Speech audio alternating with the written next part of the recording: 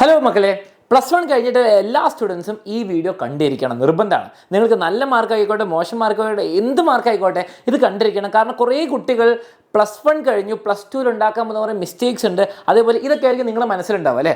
എങ്ങനെയാണെങ്കിൽ total percentage കൂട്ടുക. ഇന്നലെ ലൈവിലൊരു കുട്ടി ചോദിച്ചു, സാർ എനിക്ക് പ്ലസ് വണ്ണിൽ ഇത്ര പെർസെൻറ്റേജാണ്, പ്ലസ് ടു കൂടി കഴിയുമ്പോൾ എനിക്ക് എങ്ങനെയാണ് 95+ മേടിക്കാൻ പറ്റുക, ക്ലിയർ ആയിട്ട് പറഞ്ഞുതരാം. അപ്പോൾ എല്ലാവരും വിചാരം, സാർ നമുക്കൊന്ന് വേഗം ഇമ്പ്രൂവ്മെൻറ്റ് എഴുതാം, എല്ലാം ഇമ്പ്രൂവ്മെൻറ്റ് എഴുതി കൊളാക്കാം. ഇല്ല, ഇമ്പ്രൂവ്മെൻറ്റ് എഴുതുന്നത് എപ്പോഴും ഏറ്റവും ബെസ്റ്റ് ഡിസിഷൻ അല്ല. എല്ലാവരുടെയും മനസ്സിലുണ്ടാ, സാർ ഞാൻ ഇമ്പ്രൂവ്മെൻറ്റ് എഴുതി കൂട്ടാം, പക്ഷെ അത് എപ്പോഴും ബെസ്റ്റ് ഡിസിഷൻ അല്ല. കാരണം ഞാൻ പറഞ്ഞത്, കാരണം കുറേ ആൾക്കാർ ഇത് പറഞ്ഞു തരില്ല.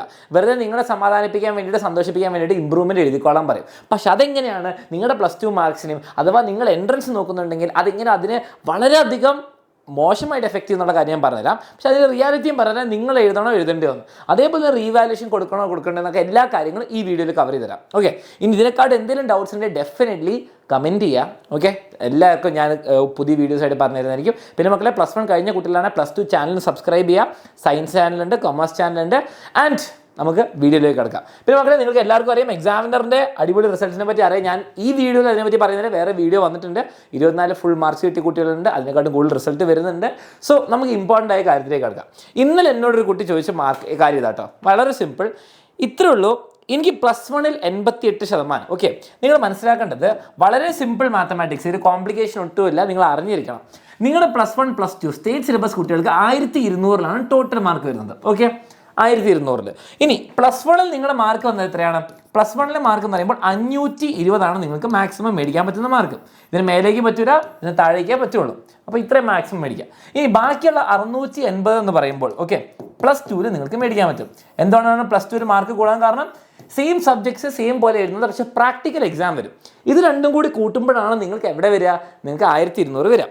ഇനി നിങ്ങൾ നോക്കേണ്ട ഇത്ര ഉള്ള കാര്യം, 680 ഡിവൈഡഡ് ബൈ 1200. നമ്മുടെ ടോട്ടലിൽ എത്ര പെർസെൻറ്റേജ് അത് വരുന്നത്? ഇൻറ്റു 100. എപ്പോഴും ഇൻറ്റു 100 ചെയ്താൽ നിങ്ങൾക്ക് മനസ്സിലാവും 56.6, അങ്ങനെ പറയാം 57% പ്ലസ് ടു മാർക്സാണ് നിങ്ങൾക്ക് ഫൈനലിൽ കൂട്ടാൻ പോകുന്നത്. ഓക്കെ, അതേപോലെ തന്നെ നിങ്ങൾക്ക് ബാക്കി ഇത് 100 നിന്ന് മൈനസ് ചെയ്ത് അപ്പോൾ എത്ര കിട്ടുക? 43% plus one marks important. Okay, അപ്പോൾ ഞാൻ പറയുന്നത് പ്ലസ് ടു മാർക്സ് കൂടുതൽ ഇമ്പോർട്ടൻ്റ് ആണോ? Yes, important. കാരണം എന്താണ്? നിങ്ങൾ പ്ലസ് ടുവിൽ ഇപ്പം നിങ്ങൾ 1200 എന്നുള്ള ഇത്രയും വലിയൊരു ബക്കറ്റിൽ നിങ്ങൾക്ക് ആകെ പകുതിയിൽ കുറവേ ഫില്ല് ചെയ്യാൻ പറ്റുള്ളൂ. ഓക്കെ, പക്ഷേ നിങ്ങൾക്ക് പ്ലസ് ടുവിൽ കൂടുതൽ ചാൻസ് ഉണ്ട്, കൂടുതൽ മാർക്ക് മേടിക്കാനുള്ള സാധ്യതയുണ്ട്. ഓക്കെ, ഇനി നിങ്ങളുടെ മാർക്കിലേക്ക് വരികയാണെങ്കിൽ ഇപ്പോൾ 88% കിട്ടിയൊരു കുട്ടി, അല്ലെ 89 എന്ന് പറയാം, 89% കിട്ടി. അങ്ങനെ പറയുമ്പോൾ ഈ കുട്ടി എത്ര മാർക്ക് മേടിച്ചെന്ന് ഞാൻ ഏകദേശം പറയാം. Into 520 divided by 100. Okay, 462 marks മേടിച്ചിട്ടുണ്ടാവും. ഓക്കെ, ഇത് നിങ്ങളുടെ മാർക്ക് നിങ്ങളിങ്ങനെ എഴുതി പഠിച്ച് ചെയ്തോ.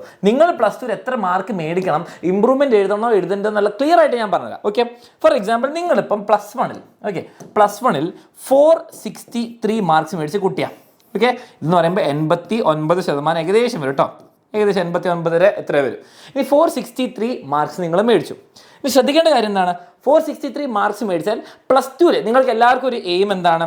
സാർ എനിക്കൊരു 95% മേലെ മൊത്തം കിട്ടണമെന്നാണ് പൊതുവേ ഒരു അബോവ് ആവറേജ് മേടിക്കാൻ പറ്റുന്ന കുട്ടി പ്രതീക്ഷിക്കാം. ചിലവർക്ക് 90% മേലെ ആയിരിക്കും, ചിലവർക്ക് 95% മേലെ ആയിരിക്കും. അപ്പോൾ അവർക്ക് എന്ത് ചെയ്യണമെന്ന് ക്ലിയർ ആയിട്ട് പറഞ്ഞത്. നിങ്ങൾ എന്താ ചെയ്യേണ്ടതെന്ന് വെച്ചാൽ, നിങ്ങളുടെ ഡ്രീം 95% ആണെങ്കിൽ 1200 ഇൻറ്റു 95% ചെയ്യുക, അല്ലെങ്കിൽ ഡിവൈഡഡ് ബൈ 100 ചെയ്യുക. അപ്പോൾ 1140. ഇപ്പോൾ ഫോർ എക്സാമ്പിൾ നിങ്ങളുടെ ഡ്രീം 1140 അല്ലെങ്കിൽ 95% ആണെങ്കിൽ ആ മാർക്ക് ഒന്ന് നിങ്ങൾ നോട്ട് ചെയ്ത് വെക്കുക. നിങ്ങളുടെ പ്ലസ് ടു കഴിയുമ്പോൾ ടോട്ടൽ 1200 ഇത്ര മേടിച്ചാൽ നിങ്ങൾക്ക് 95% കിട്ടും. അപ്പോൾ നിങ്ങൾ നിങ്ങളുടെ ഡ്രീം മാർക്സ് ഒന്ന് കമൻസിൽ അറിയിക്കാം. ഓക്കെ, ഇപ്പോൾ നിങ്ങൾ എത്ര മേടിച്ചെന്ന് എനിക്ക് അറിയേണ്ട ആവശ്യമില്ല, കുഴപ്പമില്ല. നിങ്ങളുടെ ഡ്രീം മാർക്സ് പ്ലസ് ടു കൂടി കഴിയുമ്പോൾ എത്ര പെർസെൻറ്റേജ് ആണ്, എത്ര മാർക്സ് ആണ് നിങ്ങൾ പറയാം. ഫോർ എക്സാമ്പിൾ 90 മേടിക്കേണ്ട കുട്ടി 90% എന്ന് പറയുമ്പോൾ 90% ഇൻറ്റു 1200 എന്ന് പറയുമ്പോൾ എനിക്ക് കിട്ടുക 90% ആണെങ്കിൽ നിങ്ങൾക്ക് 90% മതി. ഓക്കെ, അപ്പം 1080 മാർക്കാണ്. ഇത്ര മാർക്കാണ് നിങ്ങൾക്ക് 90% പ്ലസ് ടു കൂടി കഴിയുമ്പോൾ കിട്ടുന്നത്. ഓക്കെ, അതാണ് ഇമ്പോർട്ടൻറ്റ് മാർക്ക്. പ്ലസ് വണ്ണിൽ മാത്രമുള്ള മാർക്ക് നിങ്ങൾ ഈ വർഷം ഇപ്പം എൻജോയ് ചെയ്യും, അല്ലേ വിഷമിക്കും, പക്ഷെ അത് കഴിഞ്ഞിട്ട് നിങ്ങൾക്ക് 2 വർഷത്തും കൂടി ഇമ്പോർട്ടൻറ്റ്. ഓക്കെ, ഇനി ഇത് കിട്ടി 89% ആണ് നിങ്ങളിപ്പോൾ മേടിച്ചത്. ഇനി നിങ്ങൾക്ക് പ്ലസ് ടു കൂടി കഴിയുമ്പോൾ 95% വേണമെങ്കിൽ എത്ര മാർക്ക് മേടിക്കണം? നിങ്ങൾക്ക് ടോട്ടൽ 1140 വേണം. നിങ്ങളുടെ കയ്യിൽ എത്ര ഉണ്ട്? 46. അപ്പോൾ നിങ്ങൾ 1140 നിങ്ങൾക്ക് 1140 എടുക്കുന്നു, മൈനസ് 1140 മൈനസ് 463. ഓക്കെ, നിങ്ങൾ മേടിക്കേണ്ട മാർക്ക് 677. ഓക്കെ, അത് പോസിബിൾ ആണോ? 677 മാർക്സ് നിങ്ങൾ ഇതിൽ നിന്ന് മേടിക്കണം. +2 നിന്ന്. അപ്പം നിങ്ങൾ ഇത്രയും മനസ്സിലാക്കുക, നിങ്ങളൊരു 89% കിട്ടിയ സ്റ്റുഡൻ്റ് ആണെങ്കിൽ +2 ശരിക്കും പറഞ്ഞാൽ നിങ്ങൾ ഫുൾ മാർക്ക് മേടിച്ചാൽ നിങ്ങൾക്ക് ടോട്ടലിൽ 95% മേടിക്കാം. ഇത് 95 കിട്ടേണ്ട കുട്ടി, ഇപ്പം നിങ്ങളുടെ മാർക്ക് കുറച്ചുകൂടി കൂടുതലാണെങ്കിൽ സിമ്പിളായി. ഇവിടെ നിങ്ങൾക്ക് നല്ല മാർക്കുണ്ട്, ഇവിടെ കുറച്ചും കൂടി കുറഞ്ഞു മതി. ഓക്കെ, ഈ അതേസമയം നിങ്ങൾക്ക് 90% മതി, 1080 മാർക്ക് മതിയെങ്കിൽ 1080 മാർക്ക് മതിയെങ്കിൽ നിങ്ങൾ എത്ര കുറയ്ക്കാൻ നിന്ന് 463 കുറയ്ക്കുന്നു. നിങ്ങൾക്ക് വേണ്ടത് 617. കണ്ടോ, വലിയ വ്യത്യാസമാണ്. ഇത് നിങ്ങൾ +2 നിങ്ങൾക്ക് 90% മേടിക്കണമെങ്കിൽ ടോട്ടൽ ഇവിടെ 95% മേടിക്കണം ടോട്ടൽ. ഓക്കെ, ഇതൊന്ന് ക്ലിയർ ആയിട്ട് മനസ്സിലാക്കുക. നിങ്ങൾ +2 നിങ്ങൾക്ക് 680 മേടിക്കേണ്ട മാർക്കാണ്. പ്രാക്ടിക്കലിലെ മാർക്ക് എല്ലാവർക്കും ഏകദേശം തന്നെ ഫുള്ള് കിട്ടാൻ നല്ല സാധ്യതയുണ്ട്. ഓക്കെ, പ്രാക്ടിക്കലിലെ മാർക്ക് അപ്പോൾ 520 ബാക്കിയുള്ള കുറച്ച് മാർക്ക് നിങ്ങൾക്ക് ഒരു 160 മാർക്ക് കൂടുന്നത് അത് കുറേയൊക്കെ പ്രാക്ടിക്കലിൽ നിങ്ങൾക്ക് കിട്ടും. ഇനി നിങ്ങൾ മനസ്സിലാക്കേണ്ട, ഇനി ഒരു 520 ഓപ്ഷനും കൂടി കിട്ടുമ്പോൾ +2 കിട്ടുമ്പോൾ നിങ്ങളെ കൊണ്ട് എത്ര പറ്റുന്നു. ഓക്കെ, ഇനി കുറേ ആൾക്കാർ പറയും, സാർ നമുക്ക് എന്ത് ചെയ്യാമെന്ന് വെച്ചാൽ എനിക്കിപ്പോൾ ഇത്രയല്ലേ കിട്ടിയത്, ഞാനൊന്ന് ഇമ്പ്രൂവ്മെൻറ്റ് എഴുതിയ, ഫോർ എക്സാമ്പിൾ മാത്സ് ആയിക്കോട്ടെ അല്ലെങ്കിൽ ഇംഗ്ലീഷ് ആയിക്കോട്ടെ, ഇമ്പ്രൂവ്മെൻറ്റ് ആയിരിക്കും നിങ്ങളുടെ തലയിൽ അടുത്ത് വരാവുന്ന കാര്യം. ഓക്കെ, ഇമ്പ്രൂവ്മെൻറ്റ് ഞാൻ 3 സബ്ജക്ട്സ് എഴുതി എനിക്ക് എന്താണെങ്കിലും ഒരു 10-20 മാർക്ക് സുഖമായിട്ട് കൂട്ടാൻ പറ്റും, അല്ലെങ്കിൽ 5 മാർക്ക് കൂട്ടാൻ പറ്റും എന്ന് വളരെ കോൺഫിഡൻസ് ഉള്ളവരുണ്ടാവും, ചിലവർക്ക് സംശയം ഉണ്ടാവും. ഓക്കെ, ഇമ്പ്രൂവ്മെൻറ്റ് വേണോ എന്നുള്ള ചോദ്യം. ഓക്കെ, നിങ്ങൾക്ക് നേരത്തെ കാൽക്കുലേഷൻ മനസ്സിലായെന്ന് വിചാരിക്കുന്നു. ഇനി ഇമ്പ്രൂവ്മെൻറ്റ് എന്നുള്ളൊരു സംഭവം. ഓക്കെ, ഇമ്പ്രൂവ്മെൻറ്റ് ഒരു വളരെ സിമ്പിൾ ഡിസിഷൻ അല്ല. ഓക്കെ, നിങ്ങൾക്ക് മാർക്ക് കുറഞ്ഞു, നിങ്ങൾ ഇമ്പ്രൂവ്മെൻറ്റ് എഴുതണം എന്നൊരു നിർബന്ധമില്ല. നിങ്ങളത് മനസ്സിലാക്കി ആലോചിച്ചുണ്ടാക്കേണ്ട ഒരു ഡിസിഷനാണ്. നിങ്ങൾക്ക് 3 സബ്ജക്ട്സ് ഇമ്പ്രൂവ് ചെയ്യാൻ പറ്റും, 3 സബ്ജക്ട്സ്. ഓക്കെ, 3 സബ്ജക്ട്സ് ഇമ്പ്രൂവ് ചെയ്യാൻ പറയും. ഓക്കെ, നിങ്ങളുടെ ടീച്ചേഴ്സ് ചിലപ്പോൾ നിങ്ങളോട് ഇമ്പ്രൂവ് ചെയ്യാൻ പറയാൻ നിങ്ങൾക്ക് തന്നെ തോന്നും ഞാൻ ഇമ്പ്രൂവ് ചെയ്ത മാർക്ക് കൂടും. ഫസ്റ്റ് തന്നെ നിങ്ങൾ ഡിസൈഡ് ചെയ്യണം. Okay, can you do it മക്കളെ. നിങ്ങളൊരു വർഷം വെറുതെ ലീവ് എടുത്തിട്ട് +1 ഒന്നും കൂടി പഠിക്കാൻ പോകുന്ന ഒരു സംഭവമല്ല ഇമ്പ്രൂവ്മെൻറ്റ്. നിങ്ങൾ മനസ്സിലാക്കേണ്ടത് +2 എന്നുള്ളൊരു വർഷമുണ്ട്. ഓക്കെ, +1 നിങ്ങൾ ഇത്രയും കഷ്ടപ്പെട്ടിട്ട് മേടിച്ച മാർക്ക്, ഇത്രയും കഷ്ടപ്പെട്ട് മേടിച്ച 89 ആയിക്കോട്ടെ, 80 ആയിക്കോട്ടെ, 70 ആയിക്കോട്ടെ, നിങ്ങളൊന്ന് മേടിച്ചു. അതേപോലെ ഒരു വർഷം കൂടി പുതിയ സാധനങ്ങൾ +2 പഠിക്കാനുണ്ട്. ഓക്കെ, അപ്പോൾ ഇമ്പ്രൂവ്മെൻറ്റ് ഉണ്ടെന്ന് വിചാരിച്ചിട്ട് നിങ്ങൾ സാർ എനിക്ക് +2 പഠിക്കാതിരിക്കണോ? ഇല്ല, +2 +1 കുറച്ചുകൂടി ടഫറാണ്. ഞാൻ വെറുതെ പറയല്ല, മാത്സ് ആയിക്കോട്ടെ, പക്ഷേ നിങ്ങൾക്ക് പറ്റും. കാരണം +1 നിങ്ങൾ പഠിച്ചു, നിങ്ങൾക്ക് അതിൻ്റെ ബുദ്ധിമുട്ടുകൾ മനസ്സിലായി, നിങ്ങൾക്ക് മനസ്സിലായി. +2 നിങ്ങൾ ആ മിസ്റ്റേക്സ് ഉണ്ടാക്കില്ല, നിങ്ങൾ നന്നായിട്ട് പഠിക്കും. ഇനി +2 പഠിക്കണം, അതിനോടൊപ്പം ഇമ്പ്രൂവ്മെൻറ്റ്. ഈ +2 പഠിക്കുന്നതിന് ഒന്നെങ്കിൽ നിങ്ങൾക്ക് സെപ്റ്റംബർ മാസം നിങ്ങൾക്ക് ഇമ്പ്രൂവ്മെൻറ്റ് ഡേറ്റ്സ് മാറ്റിയാൽ സെപ്റ്റംബർ മാസം, അല്ലെങ്കിൽ +2 ഫൈനൽ എക്സാമിൻ്റെ സമയത്ത് ഇമ്പ്രൂവ്മെൻറ്റ് ഉണ്ടാവും. മനസ്സിലാക്കേണ്ടത്, നിങ്ങൾ physics, chemistry, maths, biology, English, ഹിന്ദിയൊക്കെ പഠിക്കുമ്പോൾ അതിൻ്റെ ഇടയ്ക്ക് നിങ്ങൾക്ക് ഒരു മാത്സും കൂടി +2 മാത്സ് എക്സാം ഉണ്ടാവും, അതിനിടയ്ക്ക് +1 മാത്സ് എക്സാം ഉണ്ടാവും. അല്ലെങ്കിൽ നിങ്ങൾ ഇംഗ്ലീഷ് പിന്നെ ഇംഗ്ലീഷ് ഓവർ ഡിഫിക്കൽട്ടി ഇല്ലാത്ത സബ്ജക്റ്റാണ്. നിങ്ങൾക്ക് ചിലപ്പോൾ ഒരു മാസമൊക്കെ മാത്രം എല്ലാ ദിവസവും 2 മണിക്കൂർ പഠിച്ചാൽ സിമ്പിളായിട്ട് മാർക്ക് കൂട്ടാൻ പറ്റുന്നുണ്ടാവും. അപ്പോൾ ഇംഗ്ലീഷ് മാത്രമാണെങ്കിൽ കുഴപ്പമില്ല. ഇനി മാത്സോ ഫിസിക്സോ കെമിസ്ട്രിയോ ബയോളജിയൊക്കെ എടുക്കുമ്പം +2 കുറേ വർക്ക് ലോഡ് ഉണ്ടാവും, പ്രാക്ടിക്കൽ ഉണ്ടാവും, സ്കൂളിൽ പോകാനുണ്ടാവും. അതിൻ്റെ ഇടയ്ക്ക് നിങ്ങൾ ഒരു സബ്ജക്റ്റ് കൂടി പഠിക്കുന്ന പോലെ ഉണ്ടാവും. പിന്നെ മനസ്സിലാക്കേണ്ടത്, ഈസി അല്ല എന്നുള്ള കാര്യം മനസ്സിലാക്കുക. എന്താ ഈസി അല്ല എന്ന് പറയാൻ കാരണം? ഈസി എന്ന് പറഞ്ഞാൽ സിമ്പിൾ അല്ല. കാരണം എന്താണ്? ഒരു മെൻ്റൽ ഡിഫിക്കൽട്ടി ഉണ്ടാവില്ലേ? നിങ്ങൾ ആലോചിക്കേണ്ടത് +1 നിങ്ങൾ മാസങ്ങൾ, ചിലവർ ഇത്ര എനിക്ക് പറയാനുള്ളൂ, ചിലവർ അവസാനത്തെ നിമിഷം പഠിച്ചിട്ട് 90-95% മേടിച്ചവരുണ്ടാവും. ഓക്കെ, ചിലവർ 1 മാസം 2 മാസം വെറുതെ കഷ്ടപ്പെട്ടിട്ട് മേടിച്ചവരുണ്ടാവും. അവർക്ക് എന്താണെങ്കിലും ഇമ്പ്രൂവ്മെൻറ്റ് എഴുതിയാൽ കുറച്ചുകൂടി സമയം സ്പെൻഡ് ചെയ്താൽ കൂട്ടാൻ പറ്റും മാർക്ക്. ഇനി അതല്ല, നിങ്ങൾ നന്നായിട്ട് കഷ്ടപ്പെട്ടു, മാത്സ് എക്സാം അല്ലെങ്കിൽ ഫിസിക്സ് എക്സാം നിങ്ങൾ പറ്റുന്ന അത്രയും കഷ്ടപ്പെട്ട് ജീവൻ കൊടുത്ത് പഠിച്ചു, ഇതിനെക്കാട്ടും മേലെ നിങ്ങൾക്ക് പഠിക്കാൻ പറ്റൂല എന്ന് ഉറപ്പാണ്, ഇതിനേക്കാളും മാർക്സ് കൂടുതൽ മേടിക്കാൻ പറ്റൂല എന്ന് ഉറപ്പാണെങ്കിൽ ഡെഫിനറ്റ്ലി ഇമ്പ്രൂവ്മെൻറ്റിനെ പറ്റി ആലോചിക്കേണ്ട. കാരണം നിങ്ങൾ 3 സബ്ജക്റ്റ് ഉണ്ട് ഇമ്പ്രൂവ് ചെയ്യാമെന്ന് വിചാരിച്ചിട്ട് ഇത് ഇമ്പ്രൂവ് നിങ്ങൾക്ക് തോന്നുന്നുണ്ടോ നിങ്ങൾക്ക് ഇമ്പ്രൂവ് ചെയ്യാൻ പറ്റൂലെങ്കിൽ നിങ്ങൾ ഫോക്കസ് ചെയ്യേണ്ടത് +2 ആണ്. ഓക്കെ, നിങ്ങൾ ഇത്രയും പഠിച്ചിട്ട് നിങ്ങൾക്ക് +1 മാർക്ക് കൂട്ടാൻ പറ്റിയില്ലെങ്കിൽ, +1 മാത്രം പഠിക്കാനുള്ളപ്പോൾ +2 കൂടെ നിങ്ങൾക്ക് എങ്ങനെയാണ് ഈ +1 കൂടി പഠിക്കാൻ പറ്റുക? എല്ലാം കൂടി കൊള്ളാവും. നിങ്ങൾക്ക് മാക്സിമം പൊട്ടൻഷ്യൽ എത്തിയെന്ന് തോന്നുകയാണ്, നിങ്ങൾ +2 ഇനി ഫോക്കസ് ചെയ്യുക. നിങ്ങൾ ചെയ്യേണ്ടത് ഇത്രേ ഉള്ളൂ, +2 മാർക്സ് മാക്സിമം എത്തിക്കാൻ നോക്കുക, നിങ്ങൾ ഡ്രീമിലേക്ക് എത്തിക്കാൻ വേണ്ടിയിട്ട് അത് നോക്കുക. ഇനി അതിൻ്റെ കൂടെ നിങ്ങൾ +1 കൂടി ഇമ്പ്രൂവ്മെൻറ്റ് കൊണ്ടുവന്നു, ഇമ്പ്രൂവും ചെയ്തില്ല, +2 കൂടി കൊളയാൽ ഡബിൾ നഷ്ടമാണ്. ഓക്കെ, ഡബിൾ നഷ്ടമാണ്. അപ്പോൾ അത് പറഞ്ഞു തരാൻ ആൾക്കാരുണ്ടാവില്ല. അപ്പോൾ അത് നിങ്ങൾ മനസ്സിലാക്കണം. ഇപ്പോൾ തന്നെ നിങ്ങൾ ആലോചിക്കേണ്ടത്, നിങ്ങൾ ഇംഗ്ലീഷൊക്കെയാണ് ഡെഫിനറ്റ്ലി ട്രൈ ചെയ്ത്, ഇംഗ്ലീഷ് വലിയ ബുദ്ധിമുട്ടില്ല. ഇനി മാത്സ് നിങ്ങൾ ആലോചിക്കേണ്ടത്, ഞാൻ ഇനിയിപ്പോൾ NCERT ബേസ്ഡ് ആയിരുന്നു കഴിഞ്ഞ പ്രാവശ്യം എക്സാം വന്നത്. അപ്പോൾ ഈ പ്രാവശ്യം ഞാൻ NCERTയും PYQയും എല്ലാം പഠിച്ച് പോകാൻ പറ്റുന്ന ഒരു സ്റ്റേജിലാണോ ഞാൻ എന്നാലോചിക്കണം. നിങ്ങൾ അതേ ബുക്സ് എടുത്ത് അതേ ഫോർമുല അതേ ക്വസ്റ്റ്യൻസും കുറേ പ്രാവശ്യം ഇരുന്ന് ചെയ്യാൻ നിങ്ങൾക്ക് മെൻ്റലി റെഡി ആണോ എന്ന് ആലോചിക്കണം. ഓക്കെ, ഇനി നിങ്ങൾ മനസ്സിലാക്കേണ്ട നിങ്ങളുടെ എൻഡ് ഗോൾ എന്താ? ഓക്കെ, ഈ മാർക്സ് എന്ന് പറയുമ്പോൾ എന്തിനാണ് മാർക്സ് എന്നുള്ള കാര്യം ആലോചിക്കണം. ഓക്കെ, ജീവിതത്തിൽ ഓരോ കഷ്ടപ്പാട് എടുത്ത് വെക്കുമ്പോൾ നിങ്ങൾ ആലോചിക്കണം ഇതിൻ്റെ ഗുണമുണ്ടോ? ഞാൻ ഈ കഷ്ടപ്പെട്ട് ഇമ്പ്രൂവ് ചെയ്ത് എനിക്കിപ്പോൾ ഒരു 85% ഉള്ള ഒരു കുട്ടിയാണ് ഞാൻ ഈ കഷ്ടപ്പെട്ട് ഇമ്പ്രൂവ്മെൻറ്റും +2 ഭയങ്കര പേടിച്ചിരുന്ന് ആലോചിക്കേണ്ട ആവശ്യമുണ്ട്. ഈ മാർക്സ് അത്ര ഇമ്പോർട്ടൻ്റ് ആണോ എനിക്ക് എന്ന് ആലോചിക്കണം. ഓക്കെ, ഫസ്റ്റ് കാര്യം നിങ്ങൾ മനസ്സിലാക്കേണ്ടത്, നിങ്ങൾ എൻട്രൻസ് പഠിക്കുന്ന ഒരു കുട്ടിയാണെങ്കിൽ എൻട്രൻസ് പഠിക്കുക എന്ന് പറയുമ്പോൾ സീരിയസ് ആയിട്ട് നിങ്ങൾ എന്തെങ്കിലും ഒരു JEE അല്ലെങ്കിൽ നീറ്റ് അല്ലെങ്കിൽ ഒരു ക്ലാറ്റോ ക്ലൂറ്റോ എഴുതുന്നുള്ള ഒരു തോന്നലല്ല. നിങ്ങൾ സീരിയസ് ആയിട്ട് നീറ്റ് JEE CUET പ്രോപ്പറായിട്ട് പ്രിപ്പയർ ചെയ്യുന്ന കുട്ടി, അല്ലെങ്കിൽ വേറെ ഏതെങ്കിലും എൻട്രൻസ് പ്രിപ്പയർ ചെയ്യുന്നുണ്ട്, എനിക്ക് അതാണ് എൻ്റെ പാത്ത് എന്ന് വളരെയധികം ഉറപ്പുള്ള കുട്ടിയാണെങ്കിൽ നിങ്ങൾ +1 +2 മാർക്സ് ഓവർ ഫോക്കസ് ചെയ്യേണ്ട. കാരണം +1 എൻട്രൻസ് എക്സാമിൽ വരുമ്പോൾ JEE ആയിക്കോട്ടെ നീറ്റ് ആയിക്കോട്ടെ +1 +2 മാർക്സ് കൂട്ടൂല. അവർക്കൊരു മിനിമം ചില ഇതിൽ പറയും 65% മതി എന്ന് പറയും മിനിമം. നിങ്ങൾ +1 +2 സ്കൂൾ എക്സാമിന് 65% വേണമെന്ന് പറയും. ചിലപ്പോൾ 50 ആയിരിക്കും, ചിലപ്പോൾ 70 ആയിരിക്കും. അത് നിങ്ങൾക്ക് എല്ലാവർക്കും തന്നെ ഉണ്ടാവും ഞാൻ പ്രതീക്ഷിക്കുന്നു. നിങ്ങളിത് സീരിയസ് ആയി നോക്കുന്ന ആൾക്കാരാണെങ്കിൽ +1 +2 ഇത് ഉണ്ടാവും. അപ്പോൾ നിങ്ങൾ ഇമ്പ്രൂവ്മെൻ്റ് എഴുതി ഇമ്പ്രൂവ്മെൻറ്റിന് നിങ്ങൾ വെറുതെ പെർസെൻറ്റേജ് 98 95 99 മേടിച്ചുകൊണ്ട് ഇതിലൊരു വ്യത്യാസം വരാൻ പോകുന്നില്ല. അതേസമയം നിങ്ങൾക്ക് എൻട്രൻസ് നിങ്ങൾ നീറ്റ് ആയിക്കോട്ടെ JEE ആയിക്കോട്ടെ അവിടെ സ്പെൻഡ് ചെയ്യാൻ സമയം, നിങ്ങൾ ഇമ്പ്രൂവ്മെൻ്റ് എഴുതുന്ന സമയം നിങ്ങൾ എൻട്രൻസ് ഫോക്കസ് ചെയ്ത് നിങ്ങൾ റാങ്ക് കൂട്ടാൻ നോക്കുക. നിങ്ങൾ ആ കോച്ചിങ് എൻട്രൻസ് കോച്ചിങ് സീരിയസ് ആയിട്ട് അതിൻ്റെ റാങ്ക് കൂട്ടാൻ നോക്കുക. ഇനി നിങ്ങൾ എപ്പോഴാണ് മാർക്സ് നോക്കേണ്ടത്? മാർക്സ് നോക്കേണ്ടത് നിങ്ങൾ ഏത് കോളേജ് പോകുന്നതനുസരിച്ചിരിക്കും, അല്ലെങ്കിൽ ഏത് കോഴ്സിന് പോകുന്നതനുസരിച്ചിരിക്കും. ഏത് കോളേജിൽ അല്ലെങ്കിൽ ഏത് കോഴ്സിനാണ് +1 +2 മാർക്സ് ഇമ്പോർട്ടൻ്റ് എന്ന് നോക്കണം. ഫോർ എക്സാമ്പിൾ നിങ്ങൾ കേരളയിൽ ഏതെങ്കിലും കേരള യൂണിവേഴ്സിറ്റിയിൽ ഏതെങ്കിലും ഒരു കോളേജ് നോക്കുകയാണ്. ഓക്കെ, ഫോർ എക്സാമ്പിൾ കോഴിക്കോട് ഒരു കോളേജ് നോക്കുകയാണെങ്കിൽ നിങ്ങൾക്ക് അവിടുത്തെ ഒരു കോഴ്സ് നിങ്ങളൊരു ബയോളജി അല്ലെങ്കിൽ മാത്സിൻ്റെ ഒരു BSc BA എന്തെങ്കിലും കോഴ്സ് നോക്കുന്നു.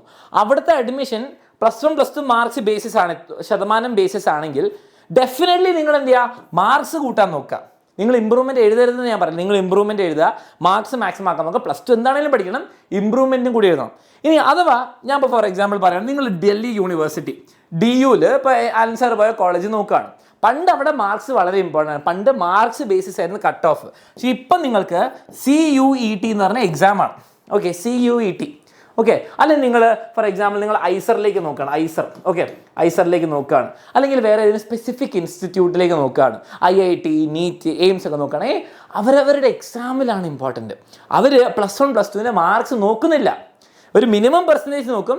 ചില കോളേജസ് അവർ സ്പെസിഫിക്കലി മെൻഷൻ ചെയ്തിട്ടുണ്ടാകും നിങ്ങളുടെ മാർക്ക് നോക്കുന്നു.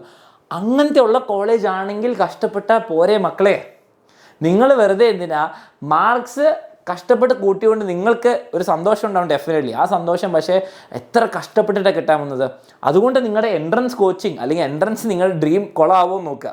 നിങ്ങൾ പോകാൻ പോകുന്ന കോളേജിൽ മാർക്ക് ആവശ്യമുണ്ടോ എന്ന് നോക്കുക. നിങ്ങൾ ഒരു കോളേജിൽ ഒരു കോഴ്സ് മാത്രം നോക്കരുത്. നിങ്ങളൊരു 3-4 കോളേജിൽ 3-4 കോഴ്സ് നിങ്ങളുടെ മനസ്സിൽ ബാക്കപ്പ് ആയിട്ട് വെക്കണം.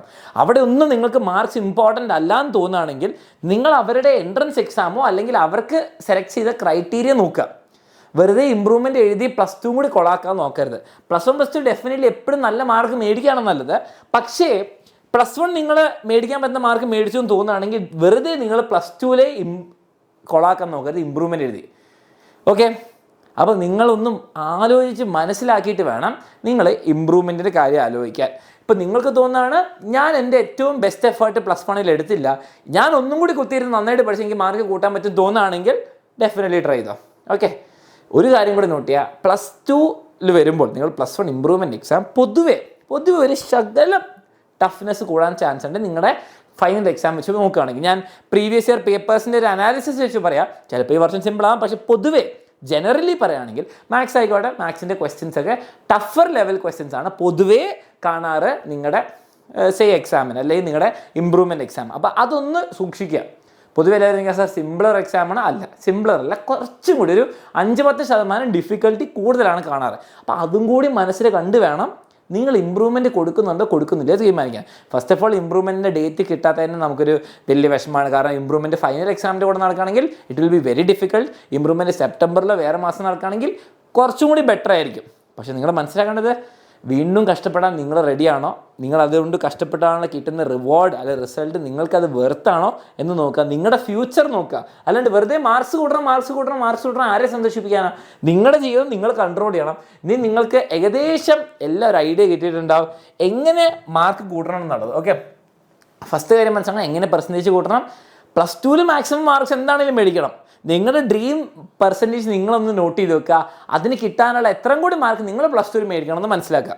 ഓക്കെ, ഇമ്പ്രൂവ്മെൻറ്റ് ഉണ്ടോ വേണ്ട ഒരാളാണോ നിങ്ങൾ തീരുമാനിക്കണം. എൻട്രൻസ് സീരിയസ് ആയിട്ട് നിങ്ങൾ പ്ലസ് വൺ മൊത്തം എൻട്രൻസ് കഷ്ടപ്പെട്ട് പഠിച്ചിട്ടുണ്ട്. നിങ്ങൾ പൃഥ്വി ബാച്ചിലെയോ വേദ ബാച്ചിലെ കുട്ടിയാണ്, നിങ്ങൾ പ്ലസ് വൺ അടിപൊളിയായിട്ട് എൻട്രൻസ് നോക്കുന്നുണ്ട്. അതുപോലെ തന്നെ നിങ്ങൾ പ്ലസ് ടു അടിപൊളിയായിട്ട് എൻട്രൻസ് നോക്കും ആൻഡ് റാങ്ക് മേടിക്കുന്ന ഉറപ്പുള്ള കുട്ടിയാണെങ്കിൽ നിങ്ങൾ മാർക്സിലല്ല ഫോക്കസ് ചെയ്യേണ്ടത്, നിങ്ങൾ റാങ്കിലാണ്. നിങ്ങളുടെ കോളേജിൽ നിങ്ങൾ സ്പെസിഫിക്കായി നോക്കുന്ന കോളേജിൽ അല്ലെങ്കിൽ കേരളത്തിൽ ഡിഗ്രി എടുക്കണം അല്ലെങ്കിൽ കോളേജിൽ മാർക്സ് നോക്കുന്നുണ്ടെങ്കിൽ നിങ്ങൾ ഇമ്പ്രൂവ്മെൻറ്റിലും കൂടി ആലോചിക്കാവുന്നതാണ്. ഗിവൺ ദാറ്റ് നിങ്ങൾ ഇമ്പ്രൂവ്മെൻറ്റ് ചെയ്താൽ നിങ്ങൾക്ക് ഇമ്പ്രൂവ് ശരിക്കും ചെയ്യാൻ പറ്റും എന്ന് ആലോചിക്കണം. പ്ലസ് ടുവിൻ്റെ മാർക്സിനത് എഫക്റ്റ് ചെയ്യരുത്. കാരണം നിങ്ങൾ ഇമ്പ്രൂവ് ചെയ്ത് പ്ലസ് ടു കൂടി കൊള്ളായി ഇമ്പ്രൂവ്മെൻറ്റും കൂടി കിട്ടിയില്ലെങ്കിൽ ഡബിൾ ഫെയിലിയർ ആണ്. ഓക്കെ, അപ്പോൾ എൻട്രൻസ് കാര്യമുള്ളവർ മനസ്സിലായി. റീവാലുവേഷൻ നിങ്ങൾക്ക് വേണമെങ്കിൽ നിങ്ങൾക്ക് തോന്നാണ് നിങ്ങളുടെ പേപ്പറിൽ കിട്ടിയ ഡിസർവ് ചെയ്ത മാർക്സ് കിട്ടിയില്ലെങ്കിൽ നിങ്ങൾ ഡെഫിനറ്റ്ലി റീവാലുവേഷന് അപ്ലൈ ചെയ്യാൻ പറ്റുന്നതാണ്. അതിൽ കുഴപ്പമില്ല, നിങ്ങളുടെ ഇഷ്ടം പോലെ ഇരിക്കുക. അത് നിങ്ങൾക്ക് അതിനൊരു സ്പെസിഫിക് വീഡിയോസ് നമ്മൾ വന്നിട്ടുണ്ട്. ഓക്കെ, അപ്പോൾ ഹോപ്പ്ഫുള്ളി ഇത്രയും നിങ്ങൾക്ക് യൂസ്ഫുൾ ആണെന്ന് തോന്നുകയാണ്. എന്താണ് കമൻറ്റ് ചെയ്യുക, ഫ്രണ്ട്സിന് ഷെയർ ചെയ്യുക. ഇതറിയാതെ പോകരുത്, ഇതറിയാതെ വെറുതെ ഇമ്പ്രൂവ്മെൻറ്റിന് പോവില്ല, അങ്ങനെ ചെയ്യരുത്. ഇനി നിങ്ങൾക്ക് എല്ലാവർക്കും ഒരു ഹാപ്പി ന്യൂസ്, എക്സാമിനറിൻ്റെ പ്ലസ് വണ്ണിൻ്റെ റിസൾട്ട് വന്നിട്ടുണ്ട് എക്സാമിനർ സ്റ്റുഡൻസിൻ്റെ.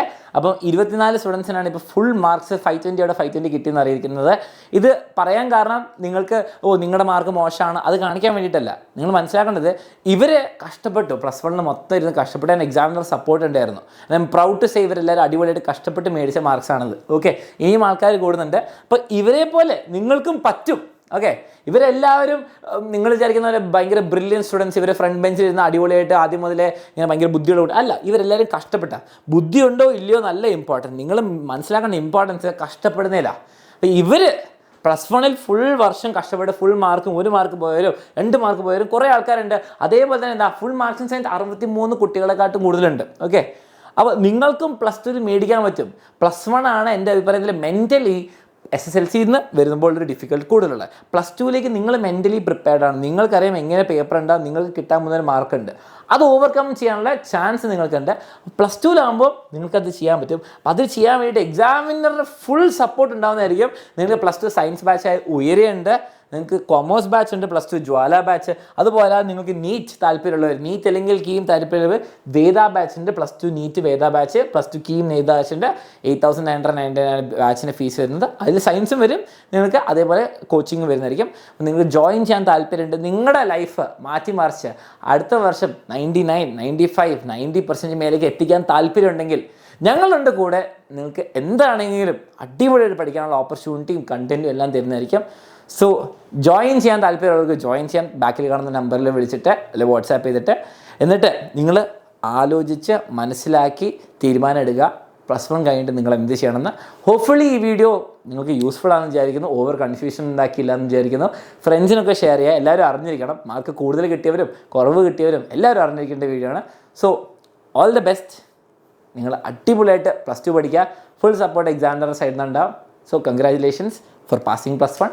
നമുക്ക് പ്ലസ് ടു വരെ ക്ലാസ്സസിൽ കാണാം. Okay, bye by.